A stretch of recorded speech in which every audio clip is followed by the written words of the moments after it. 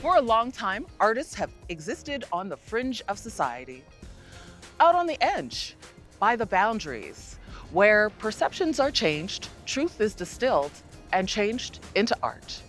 So maybe it's not so surprising that Trico Changemaker Studio at Mount Royal University and CADA put their heads and hearts together to create Artist as Changemaker Project. What is surprising are the ways in which artists can influence and promote change in our world. That's what we're going to check out next on this special edition of Living a Creative Life.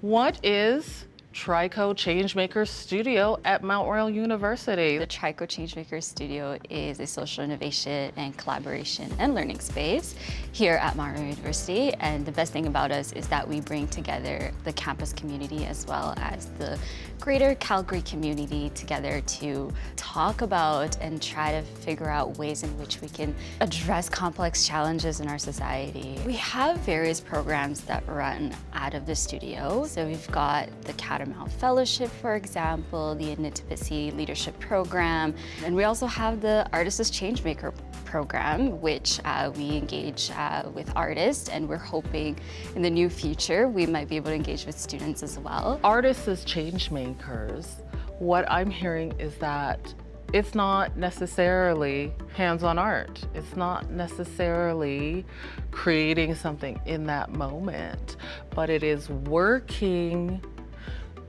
on an issue from a different point of view. Is that something that is happening? It's about the process of it. So through collaboration, what is that process of inviting people to create art with the artist, for them as change makers and artist facilitators? How are the artists bringing people into a complex issue or a complex challenge such as domestic violence, homelessness? And how are we engaging with that issue? And the job of the artist is to take people through that process, or the organizations that they're working with through that process, to figure out what kind of solutions are emerging, or not even if solutions, what leverage points are emerging and where can we start to pull apart the system so that we can try to figure out what we can do. So the greatest thing about the program is they also bring the social innovation learning into it. Today I'm talking to Kevin Jesuino from the Trico Changemaker Studio. He is the artist in residence as an artist as a changemaker. Thank you for being here with me today, Kevin. Lovely to be here. Thanks, Dora. Yeah, so this year with Trico Changemaker Studios, they approached me with the complex question of how might we have transformational systems change learning through an environment like this that's so two-dimensional and separated from each other. So I tried to come at this with thinking about, well, if people are already in a space such as their bedrooms or their living rooms or their offices, like allow that to be their space and then just let the camera be a witness. Start to carve at an interesting thing that Trico was like, oh wow, like embodied understanding of systems change. Like, so we went down that path and we hosted, I think it was 5 sessions, different groups, different things that we were tackling and working with. I worked with everything from students that were in the business program to like the actual Trico Changemaker community that were interested, people that attending that were interested in sort of the arts for social change work.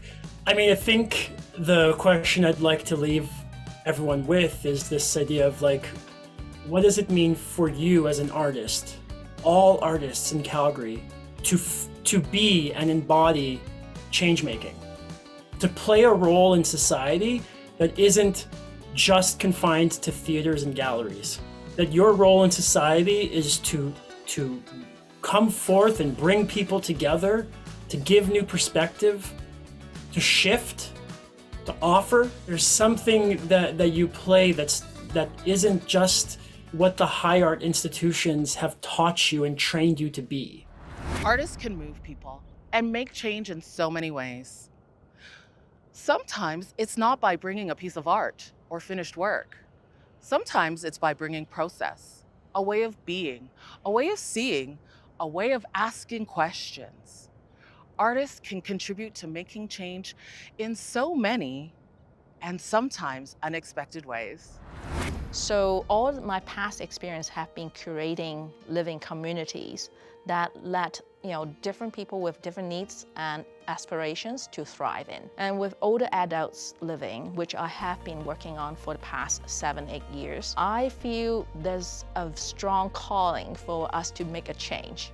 My goal is to really make sure that we have a very thoughtful design, from design to operation, that can fully support people to have social connection, combat ageism, and support their individuality and creativity and what they love to do in life, and be the happiest place for them to live in. And so, Barbara, you are a change maker, as well as a visual artist. And tell me how you got involved with Trico Living Well. So we connected with each other through the Changemakers Studio at Mount Royal University. And I was brought into that as an artist who has previous projects that were focused on change. And we say, why are things this way? And what if we tried this? And what if we did that? And those are the change-making questions, aren't they? Because they open up possibilities. So we work together to create, to just find our common ground. So what I love to see is to see how we can use that creativity to reach the business side of things, and also what I have in mind is to do the betterment for the community. So I love that social piece of this pilot project, that how we can use arts to address some social issues and also to meet some business challenges, so that we can actually create something new, something exciting, something that we'll be proud of, that we are moving forward the community. Yeah, I think that's a nice way of just encapsulating that idea that if people come together, regardless of age, and it's particularly harder when you are letting go of so much that you've built your life around, and you have to let go of these things. But when we let go, we also create room for something else.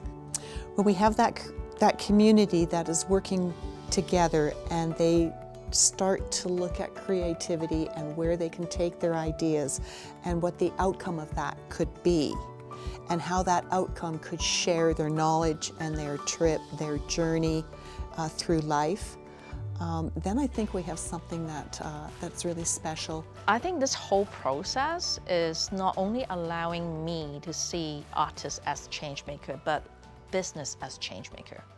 And I see them go hand in hand together. The change makers themselves are not only young people.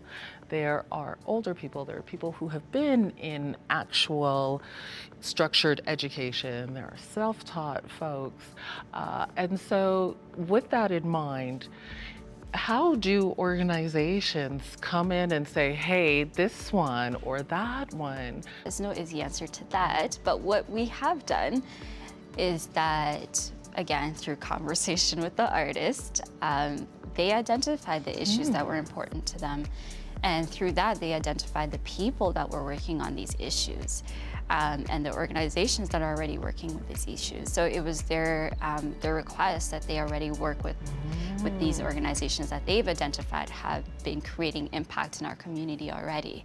Sagesse has been around for about 35 years, and our core work really is looking at how do we empower individuals, organizations, and communities to disrupt the structures that allow domestic abuse to happen in our communities. So how does Changemakers help to support that goal?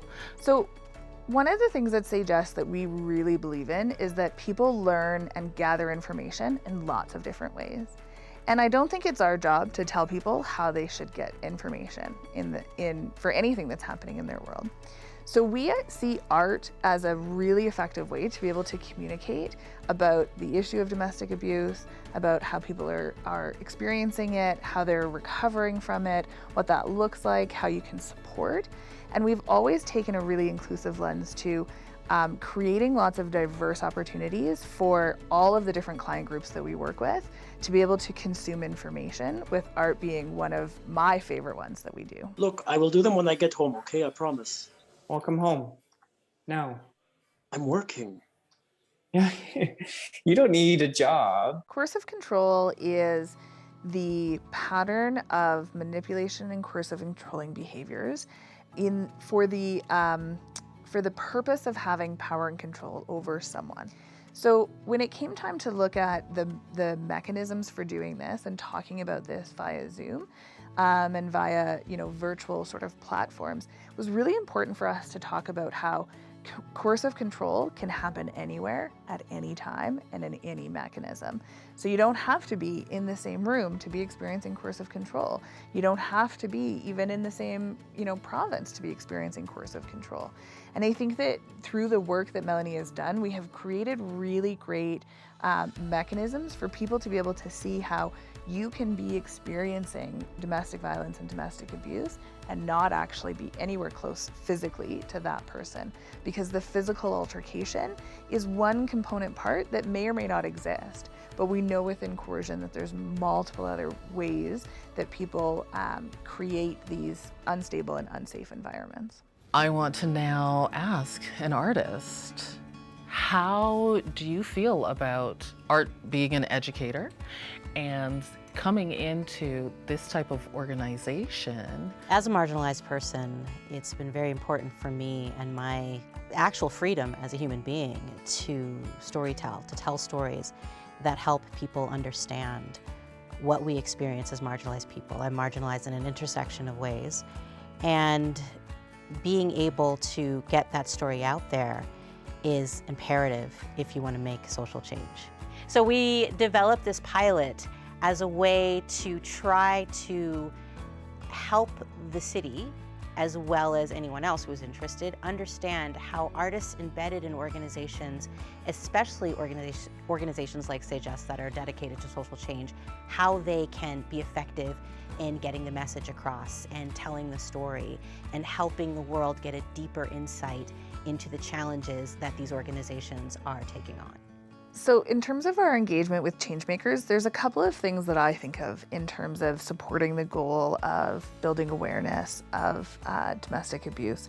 So the first is the actual product that we have, right? The actual art that's been created, and the way that we were able to create a series of products that our team will be able to utilize in the future. The other thing that I think about in terms of the work that we've done with changemakers and part of the impact, so I think it's really impactful for our staff and our team to also have the opportunity to work with an artist, to see that an artist like Melanie is interested in this and wants to be part of also making the change. We want to investigate. We want to ask people about what those issues that they're passionate about are. We've looked at domestic violence and coercive control. We've looked at older adults moving from their homes into shared living spaces. We've also looked at racism with older adults as well. Artists figured out, like, this is what we do. We are social innovators. We just didn't have the language to explain what we were doing. So bringing that social innovation and system thinking language and approaches into artistic processes and the artistic mindset, I think, is the best part about the program. It's how we engage organizations to work with us and how we engage other people to see the work that we're doing and how do we enter a complex problem. Mary Chu, I have so many things I want to tell you, but I'll start with the one thing we all wish, well, a few actually. So I got involved with the Artists' Changemaker program in 2019. I had no idea what to expect. I went in there very much, I'm just going to see where this takes me. I didn't know about Action Dignity when I was younger. I knew about Community Wise Resource Center, and they do amazing work as well, but I had no idea about Action Dignity until much later. Action Dignity really focuses on the empowerment piece and empowering, communities and individuals to actually be able to advocate for ourselves in a society that can be, hostile and racist and discriminatory in so many different ways, and that sometimes isn't on offer. It can be really difficult to monetize that, that struggle and that piece around empowerment. And so we found out that we would be working with Action Dignity. That was huge for me, because I knew that like Action Dignity, out of so many of the organizations that we could possibly work with in the city, like Action Dignity, that was the one I'm like, absolutely, I want to work with Action Dignity. I thought, wouldn't this be great if I could have like a spoken word kit, something that people could tangibly look at and, and use and get to feel and connect with other people. And so it took a little bit. Here's a kit, here's an actual thing that you can have to make poetry happen. Using these artistic tools as a way to really speak that truth to power, and also to really process the work that they're already doing. We will continue your work of shining a big, bright, beautiful light in this world, since one more time can't hurt. Thank you so much, Mary Chu.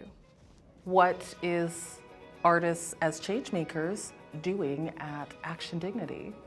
Art can effectively engage youth and racialized communities who are not used to using this form. So through that, CADA has invited us to be one of the pilot areas for the Artists as Changemakers. So I agreed as executive director at that time, because I truly believed that using arts in addressing complex issues is gonna be a huge contribution to our work. It started out as just like, can we do some kind of mask decorating project? And they had some paint and some masks that they had purchased, and they were like, can you come in and like lead this session on Zoom? And I said, sure, I can do that. During that session, I was kind of like, what would you make? Like if you could make something to represent this group, what would that look like? What would that image be? Through that discussion, we came up with this idea of the lotus, something positive about Vietnamese culture. So we made this design and then created these mask kits, I guess. So everybody got to screen print their own and actually sew their own mask from that. And then we made these fundraiser kits, which are actually like so that anybody can actually get one of these and sew their own mask if they so choose. I found out that lotus symbolizes purity, commitment, and hope for the future. And then if you look at how lotus is, they thrive in murky waters, right? And then at night, they would close and submerge, and then at dawn, they would grow up and blossom. It's the people who act that need to make these changes, and for the artists to play that role of facilitating that process is going to be a powerful tool for social change. Influencing social change means changing the ways people see other people, but also how they see themselves. Sometimes the process of creating art is what changes people. Thinking about why we create art, what to make, and how to make it. Actually creating something is an empowering process that can change how people see themselves. Confederation Park is an activity center that's been in existence since 1973. We provide programs and services for older adults, fitness, educational, and social. Art classes, wood carving, so many opportunities. So Tito Gomez was a volunteer for me for many years at Forest Lawn, and came to Confederation Park and did some volunteer work for me there as well. And he approached me about doing this particular program, and I thought, sounded great, let's do it. So it just kind of evolved from there. He created 2 pieces for us. One was on ageism. He interviewed some seniors that had been through racism. One thing I wanted to get across working with Jeanette and our little series of how elders face racism is they seem to always be forgotten.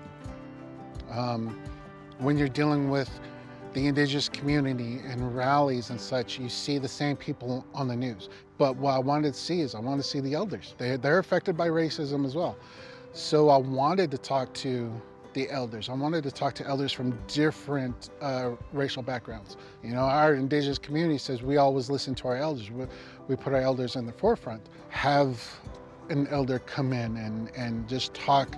This is who I am. This is what I face. This is how I feel. So that's in our series. That's what I wanted to concentrate on. That's what I wanted to showcase. Is just them and how they tell their story. I'm always drawn to people who are willing to challenge the community, and Jeanette is definitely someone who does that. And if she has good things to say about me, it's our work. I think it's a wonderful program, and I'd like to see how it rolls out after we show it to our members and have some conversations around it, because I think a lot of people don't want to talk about it, about ageism. They don't want to talk about racism, but it's important. We can't change people's minds if we don't give them a perspective from the other side. Artists are storytellers, whether it's making paintings or poems, making films or printing fabric. Artists are making stories that point the world to seeing things a little differently, maybe a lot differently. When people are open to seeing things differently, the pathway to change is wide open. The arts are really great at dropping from here into here and here. And it allows for ambiguity, but the openness of a potential. Art has always been there. It's always been the way we as society have tackled and grappled with problems. And so what we hope to do, and what we believe is happening now, is that the rest of the world can see that. That catalyst was the Changemaker Studio. And I think that's just one of those things that came out of the city of Calgary, and for me was an innovative concept. I didn't know where it was going to go. I just thought, yes, I like seeing change in a positive way. Change does not frighten me. We need to go forward. We need more change. I don't know an organization or a company that doesn't make use of artists in some way. I really feel strongly that artists are the visionaries, right? And to be able to communicate that, and I feel like Artists as Changemaker gives us that opportunity to make it visible to people again, and to really make sense of this, you know, sometimes frightening and intimidating process of uncertainty and fear. I'm definitely one of those people who believes that everyone is an artist. We're humans, we're all creative people. And so in some ways it's about what story someone has to tell or what it is they want to express, and then supporting that. Sometimes it's literally about access to tools or materials or skills, and sometimes it's about taking those expressions and kind of elevating them in a way that other people can see that as well, and it has a wider audience too. Well, I always think that art is like the spoonful of sugar before the medicine, really. A good filmmaker will document what that social change is, what the core problem is, and make people understand it. Being an artist myself and being involved in the artistic community, I know we're doing a lot of great work. I know it, I've been in it. We know we have so many great artists in Calgary. We know they're doing a lot of great work. We know they're, you know, artists who are activists, and we also know that our artists who are more about community engaged arts, so they want to work with community. So also the definition of artist is very diverse, and how you define yourself and how you engage in your work and your art is diverse. How do we build their capacity to get their message out, to get their work out, to get their processes out in a way that can impact our community for the better? I think that's really where this program lies. On this edition of Living a Creative Life, we've seen how artists can contribute to making social change in so many different ways. Whether it's by using different mediums, sharing processes, helping people make art, or helping businesses make decisions, artists are kind of pathfinders on this journey to making a more inclusive and accepting world. It's been my privilege to learn more about the Artists as Changemaker program, and I hope that you've also enjoyed this journey as we continue to explore living a creative life.